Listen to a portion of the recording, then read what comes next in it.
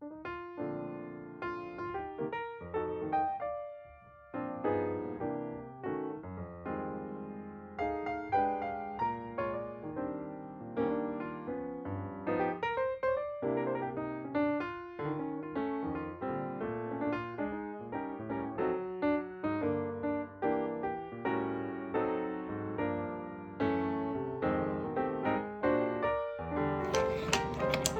this video, I'll be going over how to shade a cylinder. For this assignment, I'll be using a pencil, an eraser, and maybe a blending stick or my finger or a tissue, whatever you guys have. Now, a cylinder, such as a paper towel roll or a Pringles can, or I'm sure you can think of dozens of other examples of cylinders. It's a round object with a flat top and a flat bottom.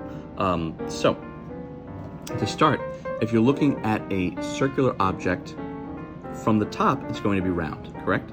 However, if you look at that same object from the side, it's going to look almost like an oval. So we're going to actually start with an oval shape. It's actually called an ellipses, but there we go. We start with just a slight oval, right? Now I'm going to have two straight lines coming down.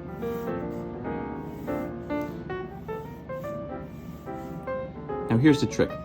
Whatever curve your oval is on, you want to copy that same curve at the bottom. Okay, if you make it flat,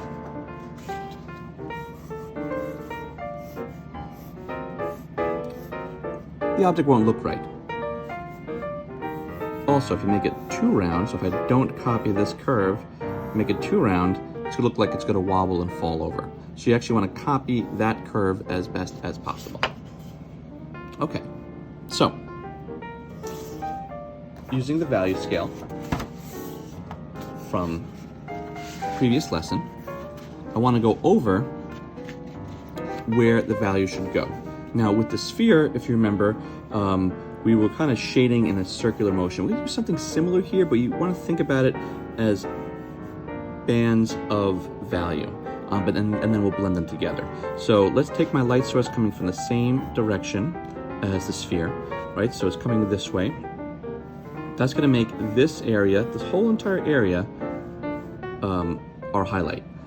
And as we come further and further to the left of the object, it's gonna get slightly darker. So each one of these bands represents a different value. So we'll have our 1 here, 2, 3, 4, 5, 6, and 7. We're going to come back for a little bit of a reflected light later on, but for all intents and purposes, let's shade that way. So there's a couple different ways to go about shading this. I tend to like to start with the darker side, so I'll do that here. So again, I'm pressing pretty hard here. And as I get to the right, I'm going to start pressing lighter and lighter and lighter.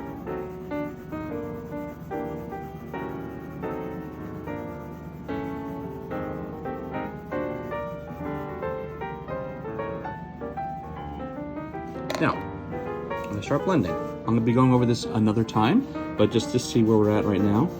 So for this one, I'm using my finger and a tissue, and I'm blending it from left to right.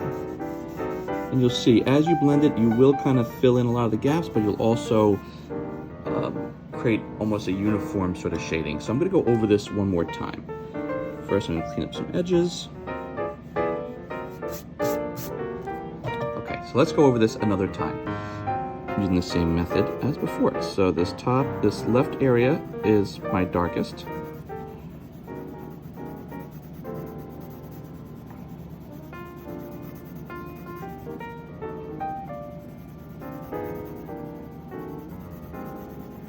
And I'm pressing lighter as I go through this object. And I'm gonna leave this as light as possible. Okay, you can also shade in the curved motion. If you use the curve of this part of your ellipses, or the bottom part of your ellipses, you can kind of make some marks this way. to sort of build up that left side, the side opposite your light source.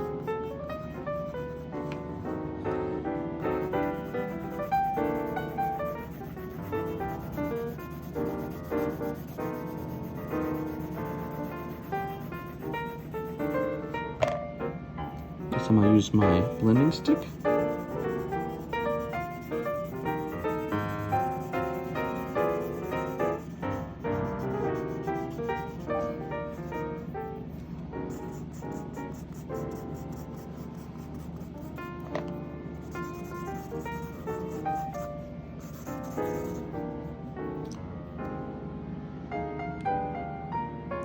All right.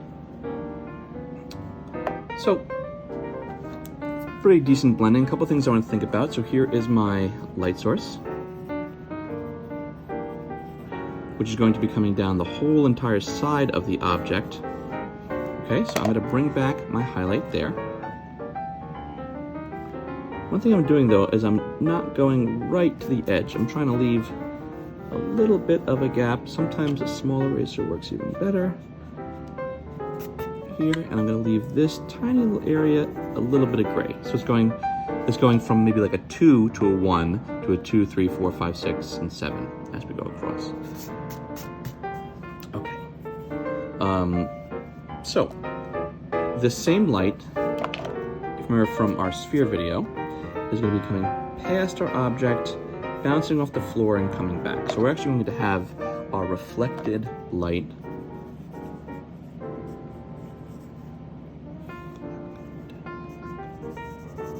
here.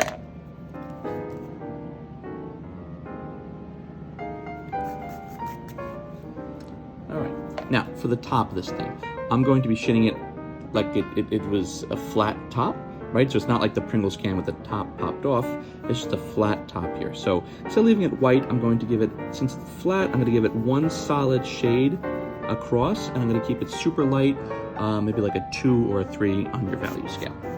Now for the cast shadow. So looking at the bottom here, I'm going to have 2 lines. Again, it's opposite your light source. So if your light source is coming this way, your cast shadow is coming out that way. And I'm going to have it stemming from both corners. And I'm keeping it sort of straight. Now, if you remember from the sphere, the cast shadow is darkest where it meets the object. So this here is going to be my 7, the whole length of this. Right? And then as I stem away from that, I'm going to get lighter and lighter and lighter.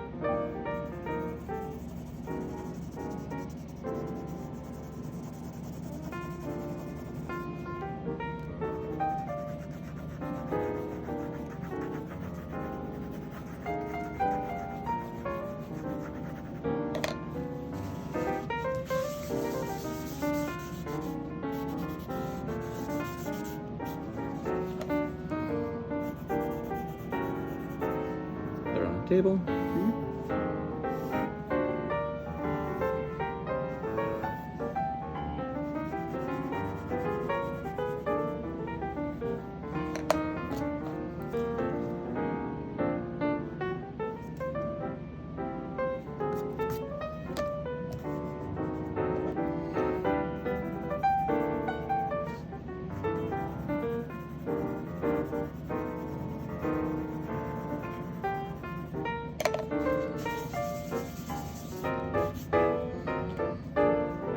And lastly, maybe I'll just clean up the edges a little bit with my eraser. So in previous videos, we talked about reflected light, we talked about our light source, we talked about our cast shadow.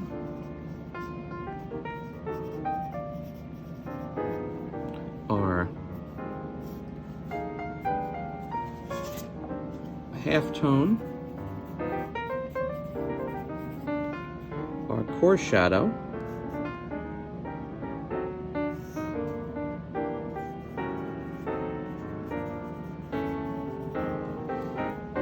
There you have it. Now,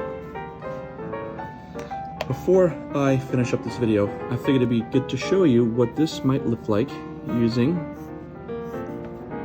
So, I'm going to show you via time lapse what it looks like as